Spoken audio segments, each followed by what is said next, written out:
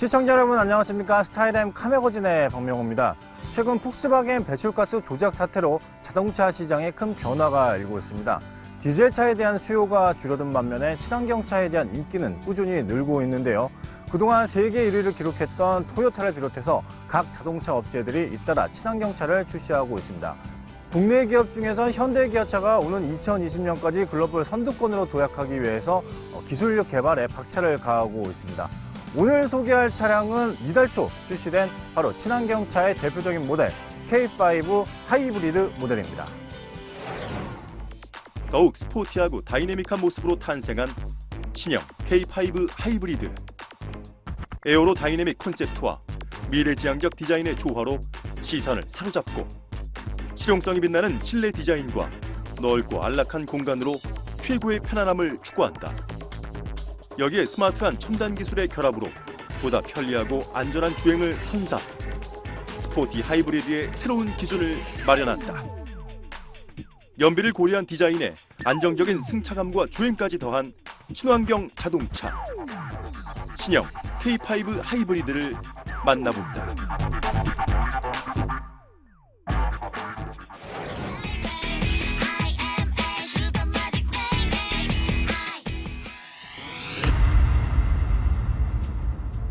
네, 우선 전체적으로 이 신형 K5 하이브리드는 에어로 다이나믹 디자인이 적용이 됐습니다. 이 디자인은 주행 시에 공기 역학을 줄여서 연료의 효율성 그리고 엔진의 성능을 강화한 디자인인데요. 우선 전면부에서 가장 특징적인 라디에이터 크기를 이전보다 소폭 줄였다는 것입니다. 대신에 액티브 에어플랩을 적용을 해서 일정한 온도로 엔진이 가열이 되면은 냉각수의 온도를 낮추거나 혹은 그 공기 저항을 줄여서 연료의 효율성을 강화했다, 높였다는 점이 특징입니다. 이 밖에 하단부에는 에어 커튼을 적용해서 역시 공기 저항을 줄이는 디자인이 적용이 됐고요. 전면의 헤드라이트 같은 경우에는 녹색의 헤드라이트를 적용해서 하단부에 그 육각형의 안개등과 함께 이 차량이 하이테크 그리고 하이브리드 차량이라는 인식을 강하게 심어주고 있습니다. 측면부 역시 이 공기 저항을 줄이는 최첨단 디자인이 적용이 됐는데요. 우선 측면부의 캐릭터 라인과 더불어서 하단부의 그 크롬의 가니쉬를 통해서 이 차량이 좀 더 세련되고 하이테크한 이미지를 강조하고 있고요. 특히 측면부에서 눈에 띄는 점은 역시 하이브리드 차량인 만큼 공기 저항을 줄이는 기술력이 적용이 됐다는 점입니다. 기존의 K5 하이브리드와 다르게 그 휠의 면적을 좀 더 넓혀서 공기 저항을 줄인 점이 측면부 디자인의 특징이라고 볼 수 있겠습니다. 우선 후면부에서 가장 눈에 띄는 부분은 기존 K5와 다르게 그 수직형의 리플렉터를 적용해서 시인성을 높였다는 점이고요. 이 밖에 그 범퍼 하단의 가니쉬를 더욱 길게 빼서 공기 저항을 줄였다는 점이 특징입니다. 이 밖에 리어 램프를 날개 형상으로 디자인해서 이 차량이 하이브리드 차량이지만 스포티함을 강조했다라는 느낌을 주고 있습니다. 공기 저항을 최소화하기 위한 에어로다이내믹 콘셉트를 추구한 신형 K5 하이브리드. 국내 최초로 라디에이터 그릴의 덮개를 자동 개폐하는 외장형 액티브 에어플랩을 적용. 연비 효율을 최대화하면서도 하이테크한 이미지를 표현했다. 헤드램프 아래 에어 커튼을 달아 공기 저항성을 최소화해 실용성과 고급스러움을 동시에 추구하고 전후면 범퍼도 슬림하게 개선. 향상된 퍼포먼스뿐만 아니라 세련되고 미래지향적 이미지를 완성했다. 여기에 하이브리드 전용 휠을 장착. 심플한 조형미와 다이내믹한 스타일까지 갖추었다. 또한 전용 엠블럼으로 하이브리드만의 차별화 포인트를 더하고 수직형 리플렉터를 배치해 고급스러움을 강조. 신형 K5 하이브리드만의 심플하면서도 독특한 스타일을 완성했다. 네, 일단 이렇게 실내에 들어왔습니다. 역시 이 차량 같은 경우에는 최근에 신형 K5와 비교했을 때 실내 디자인 분위기는 거의 똑같습니다. 차이가 없고요. 계기판이 운전자를 중심으로 약간 좀 틀어져 있다라든지 그런 부분에 있어서 거의 똑같다라고 볼 수 있습니다. 다만 좀 다른 점은 역시 시청자분들이 다 아시다시피 이 계기판의 그 속도계 측정이 오른쪽에 있고 왼쪽에는 배터리를 운행을 하는지 아니면 엔진의 에코 모드로 주행하는지 아니면 강력한 파워 모드로 주행하는지 그런 부분을 쉽게 알 수 있도록 구분을 해놔서 운전자가 조금 더 효율성 있게 연비를 좀 더 높여서 이렇게 주행할 수 있도록 쉽게 알 수 있도록 해놨고, 그 전체적인 실내 디자인은 뭐 기아차의 뭐 스포티지라든지 뭐 소렌토, 그리고 뭐 기아차뿐만 아니라 현대차의 뭐 소나타 등등과 비슷하게 전체적인 디자인은 분위기가 거의 비슷합니다. 뭐 도어 트림의 블랙 하이그로시, 그리고 그 센터 페시아에 위치한 그 크롬 몰딩 디자인을 통해서 K5만이 갖추고 있는 뭐 스포티함, 그리고 뭐 세련됨, 그리고 하이테크한 느낌을 전체적으로 좀 주고 있고요. 특히 이전과 다르게 좀 제가 좀 뭐 눈에 들어온 부분은 그 이전에 그 엔터테인먼트 컨트롤러가 그 2단, 그러니까 상하 이렇게 두 개로 이렇게 나눠져 있었는데, 이번에 신형 K5 하이브리드 같은 경우에는 한 줄로 이렇게 쭉 위치가 돼 있어서 전체적으로 운전자가 조금 더 조작하는 데 있어서 편히 좀 더 쉽게 그리고 편리하게 조작할 수 있도록 이 부분이 좀 개선된 부분이 좀 눈에 띄고요. 전체적으로 기어 노브 주변에도 역시 그 알루미늄 처리를 해서 상당히 젊은 층들이 선호할 만한 그런 기호를 좀 많이 반영을 했고, 기어 노브 뭐 그리고 그 주변에 뭐 통풍 시트라든지 열선 시트, 그리고 뭐 열선 휠, 뭐 그런 조작 기능, 특히나 이 K5 같은 경우에 하이브리드 같은 경우에는 그 드라이브 모드도 역시 좀 조작할 수 있는 그런 위치가 기어 노브 주변에 있어서 전체적으로 이렇게 좀 느낌은 굉장히 뭐 하이테크하고 좀 세련됨, 그리고 거기서 더 나아가서 약간 좀 인간 중심의 편의를 좀 많이 강조했다, 그런 느낌을 주고 있습니다. K5 하이브리드 차량 같은 경우에는 역시 일반 가솔린이나 디젤에 비해서 전체적인 길이나 높이, 휠베이스는 조금 작습니다. 하지만 그 이전의 K5 하이브리드와 비교했을 때는 전체적으로 공간의 넓이나 그런 게 똑같은데요. 그리고 이번에 신형 K5 하이브리드에서 달라진 점은 디자인적인 측면도 있겠지만은 그 엔진의 효율적인 측면에서도 굉장히 좀 많이 향상이 됐는데, 특히 이 배터리의 용량이 기존보다 좀 많이 용량이 좀 크게 늘고, 모터의 그 성능도 좀 개선이 됐는데, 배터리의 위치가 원래는 트렁크 뒤쪽에 있어가지고 과연 이걸 어떻게 처리할까가 굉장히 관심사였는데, 이번 K5 하이브리드는 그 원래 스페어 타이어가 위치한 트렁크 하단에 위치함으로써 전체적으로 그 트렁크의 용량을 약 44리터 정도 늘리면서 단점으로 지적했던 그 좁은 트렁크의 문제도 해결을 했습니다. 실용주의 아이디어로 편안하고 세련된 실내 공간을 완성한 신형 K5 하이브리드.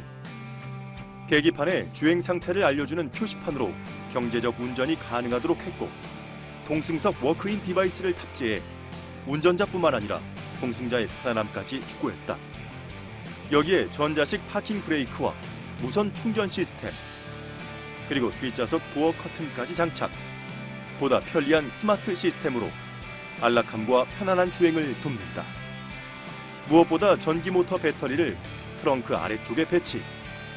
기존보다 44리터 늘어난 트렁크 용량을 확보했다.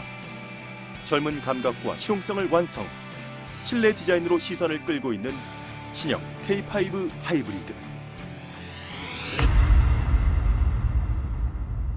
하이브리드 차량 하면은 이전에는 조금 뭐 생소했다 라고 느꼈는데 이제는 뭐 하이브리드 차량이 워낙 널리 알려지면서 하이브리드 차량을 실제 구매하면서 찾는 사람들이 굉장히 많이 늘었습니다.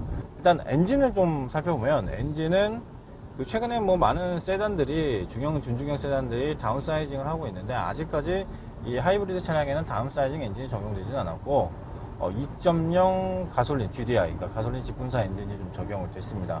엔진의 힘은 뭐 최대 출력은 156마력, 최대 토크는 39 정도가 나타내는데, 뭐 가솔린에 뒤지지 않는 뭐 그런 힘을 나타낸다고 볼 수 있습니다. 실제 주행을 하는 데 있어서도 K5 자체가 이 스포티함을 원하는 젊은 층에게 초점을 맞춰져 있기 때문에 굉장히 스포티한 주행을 충분히 느낄 수 있는 그런 장점이 있고, 게다가 이 하이브리드 차량 같은 경우에는 물론 힘이 156마력에 39지만 모터의 그 힘까지 더했을 때는 사실 더 많은 힘을 낼 수가 있기 때문에 그런 부분에 있어서는 충분히 뭐 고속이라든지 가속에 있어서 충분히 뭐 드라이빙의 즐거움을 느낄 수 있는 뭐 그런 차라고 볼 수 있겠습니다.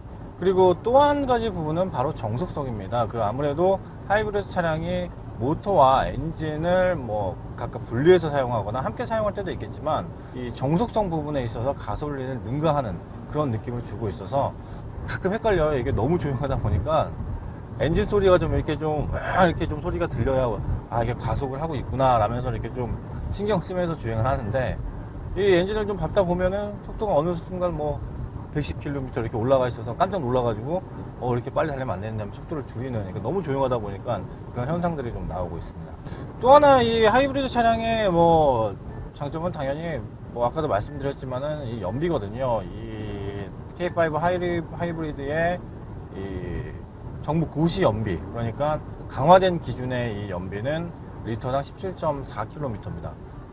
이전 연비를 했을 때는 무려 18km가 넘는 상당히 고연비를 나타내는데, 그러면 하이브리드 차량의 연비를 그럼 어떻게 하면 좀 좋게 하냐라고 생각을 했을 때, 이 에코모드 보통 이렇게 시속 100km가 넘으면은 이 엔진으로 주로 달리는데, 좀 좋은 연비를 좀 나타내려면 강력하게 한번 엑셀을 쭉 밟았다가 한번 떼고 속도를 유지를 하면서 이게 달리면 사실 하이브리드 차량의 연비를 좀 더 높일 수 있지 않냐라고 생각을 합니다. 전체적으로 이 2.0 GDI 엔진을 탑재를 하고 배터리 용량을 늘리고 모터의 성능도 개선을 하면서 이전에 비해서 확실히 이 K5 하이브리드가 상당히 성능적인 부분에서 많이 개선이 됐구나 라는 생각을 좀 느낄 수 있고요. 특히 이 하이브리드의 장점이라고 할 수 있는 정숙성 부분에서도 이 공기 역학적인 그런 기술 디자인을 채택을 해서 정숙성 부분에서도 유명 해외 수입차를 따라잡을 수 있는 충분한 기술력을 갖추고 있구나 라는 생각이 들고 있습니다. 뛰어난 드라이빙과 편안한 성능, 최고의 연비를 자랑하는 신형 K5 하이브리드. 하이브리드 전용 2.0 GDI 엔진을 적용해 강력한 동력 성능 확보, 스포티한 드라이빙에 재미를 더했다. 여기에 계기판 에너지 흐름도를 통해 주행 연비를 올리는 효과까지 누릴 수 있고, 무엇보다 최고의 정숙성을 자랑, 조용하고 편안한 주행을 즐길 수 있다. 차선 이탈 경보 시스템은 물론 후측방 경보 시스템과 긴급 제동 보조 시스템 등 다양한 첨단 신기술의 적용으로 주행 안전성과 최상의 편의성까지 확보했다. 공기역 학성을 고려한 디자인과 새로운 하이브리드 시스템을 적용, 효율적인 연비 시스템으로 독보적인 경쟁력까지 갖춘 신형 K5 하이브리드. 이제 동급 최강의 안전성과 편리함을 갖춘 친환경 자동차로 멋진 드라이빙을 즐겨보자.